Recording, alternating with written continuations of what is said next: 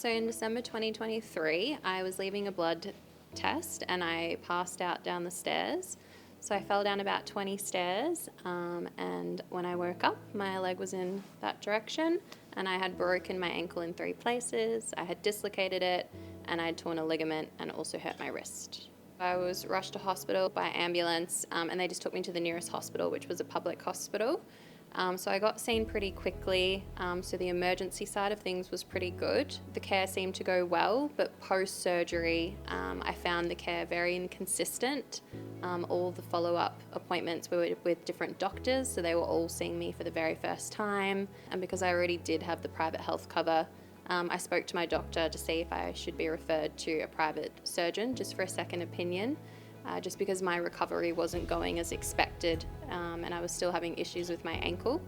So I needed the second opinion anyway, so my doctor referred me to a private surgeon. CBHS played a part in my recovery journey, so because I had the private health insurance, I was able to access a really highly recommended private surgeon.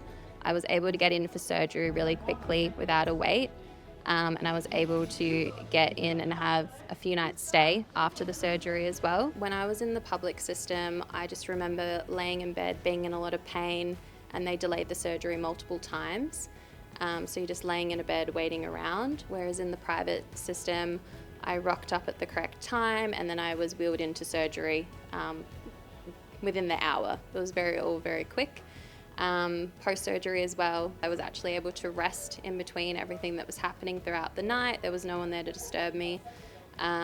Also, the private toilet was definitely a winner. In the public sector, you're sharing with 4 people and you sometimes have to wait. But by having the cover, it covered a lot of my medical expenses and really helped out. I wasn't out of pocket much at all. I think insurance is one of those things that you hopefully don't have to use it, but if you do have to use it, it's really going to save you a lot of money.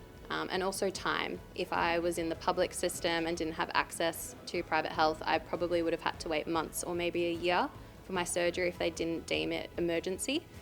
So by having that instant access, it's really helped my health journey and it didn't delay the progress for me.